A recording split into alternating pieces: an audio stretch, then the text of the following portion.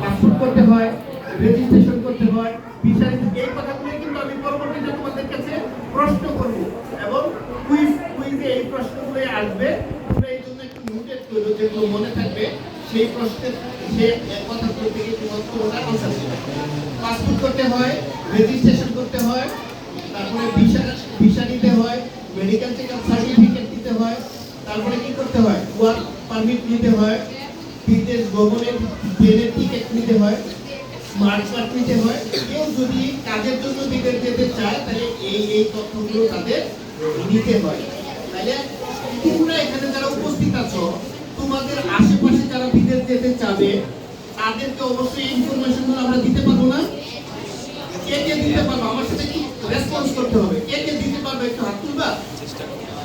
তাহলে সবাইকে আমরা এই মেসেজগুলো পাইলাম না? আচ্ছা, আমি আবার বলছি, সবাই যাতে হাত তুলতে পারো।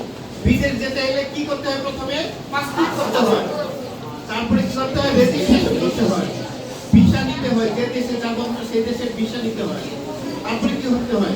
ওয়ার্ক পারমিট নিতে হয়, মেডিকেল চেকআপ সার্টিফিকেট নিতে হয়, আর কি নিতে হয়? ট্রেনের টিকিট নিতে হয়। চমৎকার, কে বলেছো? চমৎকার, তার জন্য একটা তালি হয়।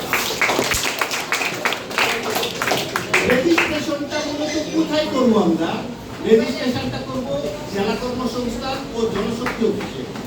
এই জেলা কর্মসংস্থান ও জনশক্তি অফিসটা হলো ঢাকা জেলার জন্য একটা জেলা কর্মসংস্থান ও জনশক্তি অফিস আছে, এবং সেই অফিসটা হলো প্রবাসী কল্যাণ ভবন ইস্কাটন রোড যেটা আছে সেইখানেই হলো আমাদের জেলা কর্মসংস্থান ও জনশক্তি অফিস। জেলা কর্মসংস্থান ও জনশক্তি অফিস ঢাকা জেলার কোথায় আছে?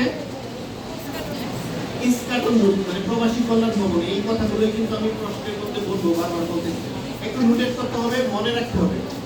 কেউ যদি বিদেশ যেতে চায়, সরকারি একটা ব্যাংক আছে, সেটার নাম হলো প্রবাসী কল্যাণ ব্যাংক। এই ব্যাংকে তারাই লেনদেন করতে পারে যারা বিদেশ যেতে চায় এবং বিদেশ থেকে ফেরত আসে। তাহলে আমরা এরকম সাভারবাসী যারা আছি, সাভার থেকে যদি কেউ বিদেশ যেতে চায়, সাভার নামাবাজারে মিনাবা বনপুকুরে, এখানে আমাদের প্রবাসী কল্যাণ অফিসটা কোথায়? ব্যাংকটা বাজারপুরে, নামাবাজারে। এখানে একটা আমাদের প্রবাসী কল্যাণ ব্যাংক আছে। এই ব্যাংকে গেলে ওনারা যারা বিদেশ যেতে চায় তারা অ্যাকাউন্ট করতে পারবে। এই ব্যাংক থেকে তারা বিদেশ ভ্রমণ কি নিতে পারবে?